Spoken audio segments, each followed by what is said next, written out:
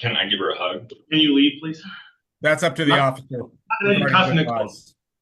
You're not going to be cussing in court. Sorry. This is in the District Court of Greenwood County, Kansas, case entitled State of Kansas versus Holly A. Reynolds. It is case number 2021 CR 137. Jill Gillette appears as Greenwood County Attorney, Richard Paw as Defense Counsel. Holly Reynolds now appears about 15 minutes late. Ms. Reynolds, this proceeding was scheduled to begin at 1 o'clock p.m. today.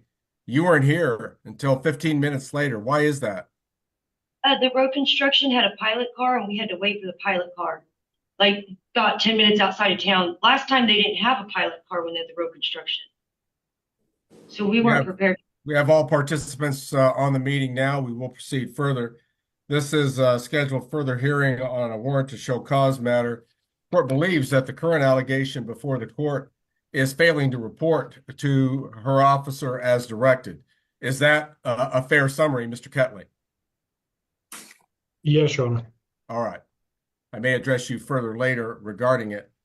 I also will note for the record that there was some research done regarding the issue of continuing jurisdiction of this court over this matter.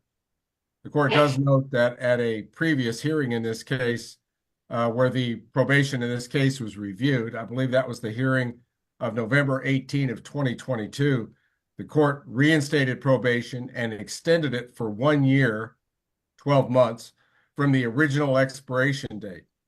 I think the original expiration date would have been January 27 of 2023, which means that the 12-month extension went to January 27 of 2024. The warrant to show cause that's before us today was actually filed even before the expiration date on this case. So it's the court's ruling that it has jurisdiction to proceed further. Mr. Paw, what are your client's intentions regarding the failing to report to her officer allegation? That was done on January 11th, but it wasn't filed until the 10th of April, Your Honor. You mean the service return on it wasn't filed until the 10th of April? No, she was arrested on 4/7, Judge. Okay, looks like everything is. No, that is correct, Your Honor. All right, the court will proceed further then. And again, your client's intentions? Judge, when I spoke to her last time before we had this issue,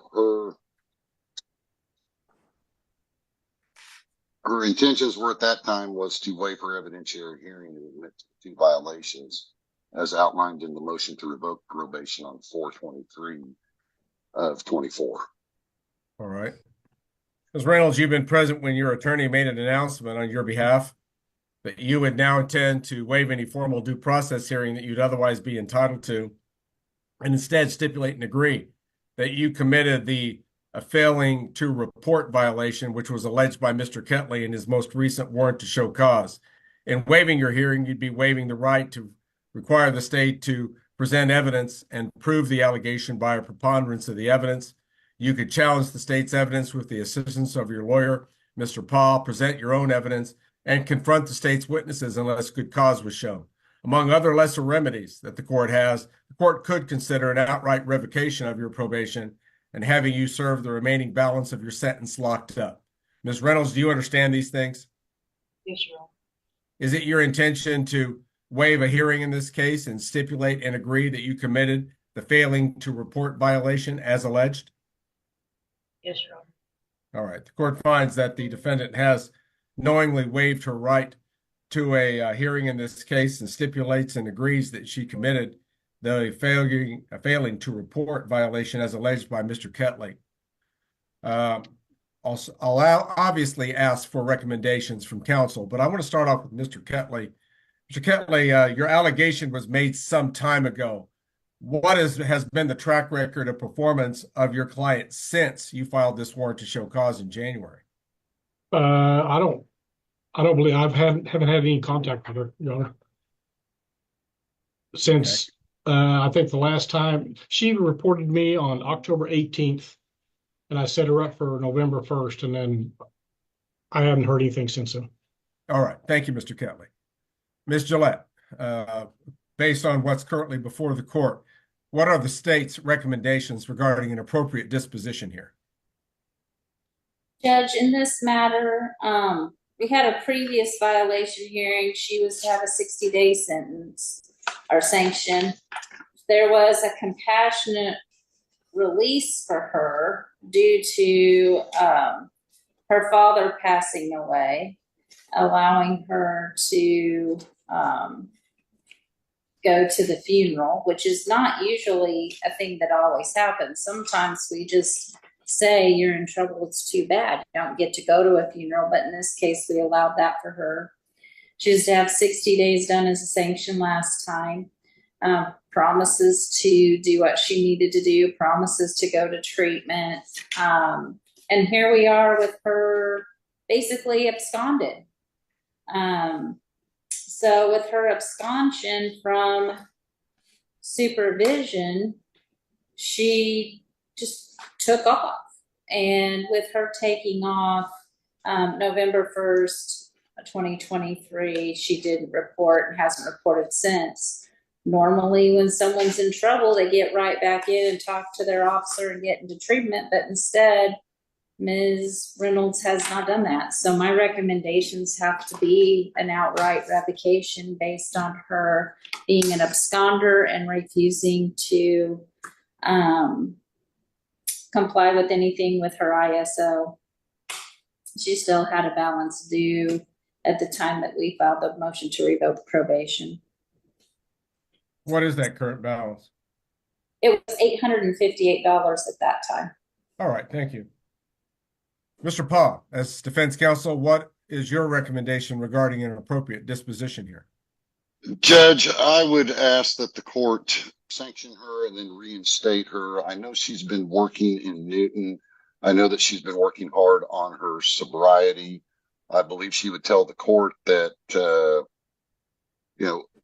as evidence today, she didn't have a ride. She lives in Newton, Kansas. Judge, I also don't believe that there's been any other criminal matters against Miss Reynolds during this whole time, which is something we rarely see in these cases. Usually when people are not reporting, they're out doing bad things. And from what Miss Reynolds tells me, she's been out doing good things, trying to better herself, work a job, keep that job. And so that's why my recommendation, Your Honor, is to sanction her with what you feel is appropriate and reinstate her. Very well. Holly Reynolds? Yes, Your Honor. At this time, I would address you personally, and I'll ask you, do you have any personal statements that you wish to make to the court in mitigation of punishment here, or anything further that you personally would like to present to the court, in addition to what Mr. Pa has already presented on your behalf? I'm sorry for being absconded. I didn't become absconded just for no reason. It was just, I had a mental breakdown because my dad died. The guy I was with for 10 years died from kidney failure.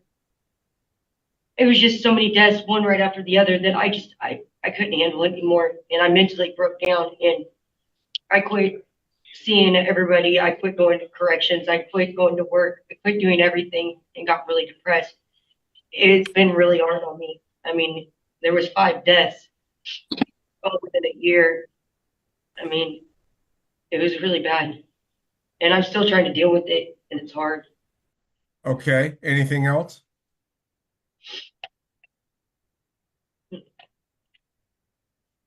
Okay, I saw the shake of your head no, so I will perceive that you've completed your statement to the court.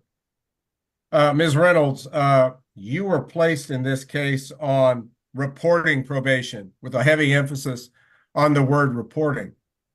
ISOs often are very aware of community resources that their clients can be referred to when they're having stressful situations. I'm not making light of the pain that's associated with any of the deaths that you referred to in your statement.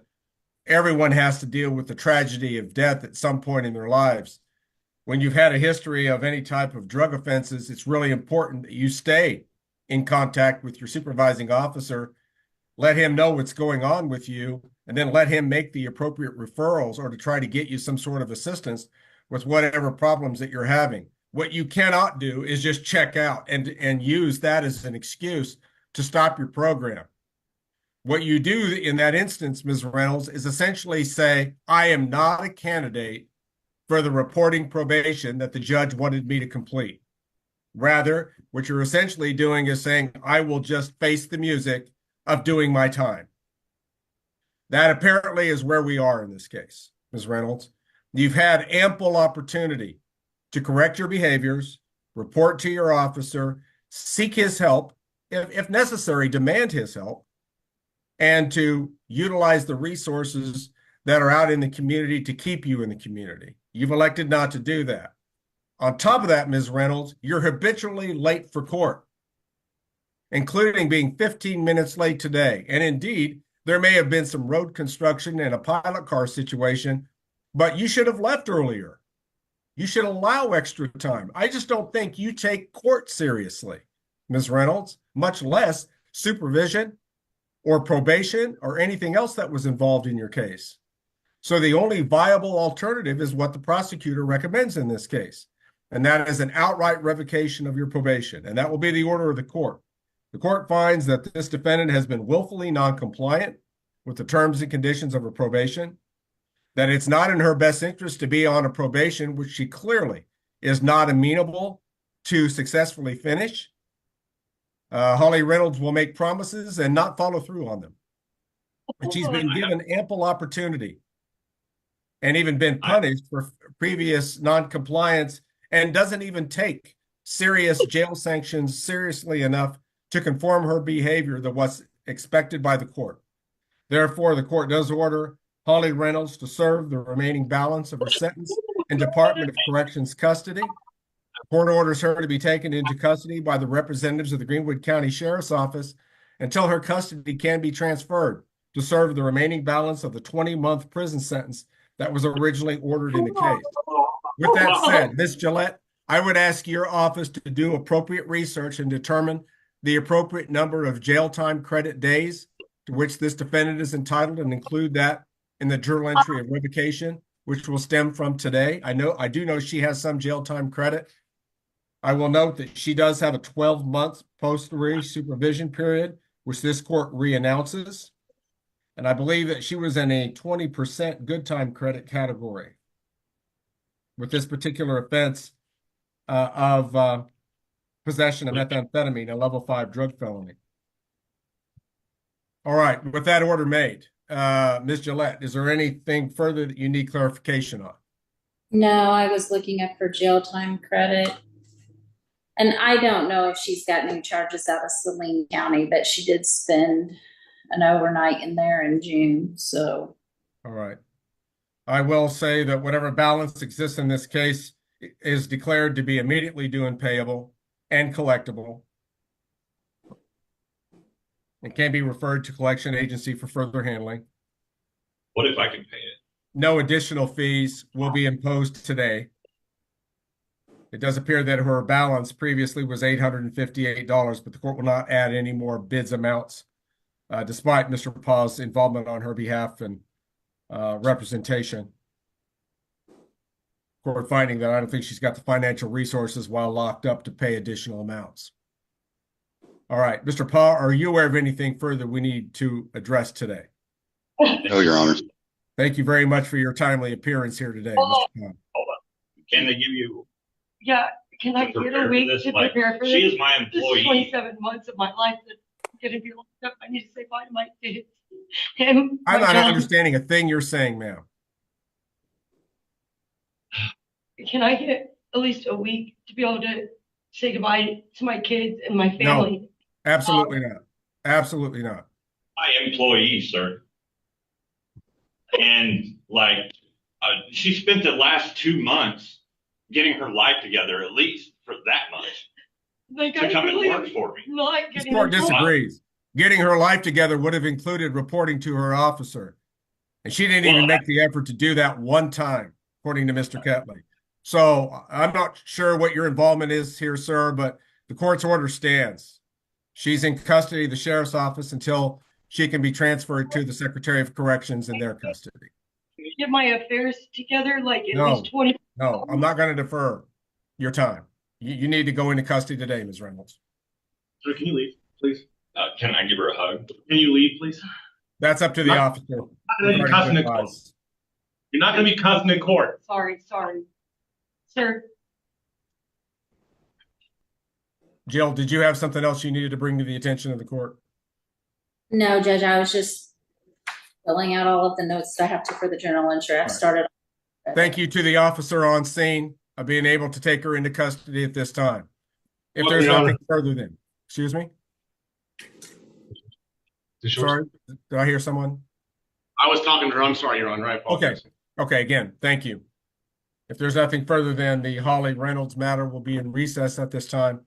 This case hits hard from the very beginning, not because of violence in the courtroom, but because of the brutal consequences of repeated chances being wasted. As Holly Reynolds walks into court already on thin ice, and within minutes, everything collapses around her. Right away, the judge notes something small, but telling she's 15 minutes late. And while she tries to explain it with road construction and a pilot car delay, the judge clearly isn't buying the excuse as anything more than a pattern, not an isolated mistake.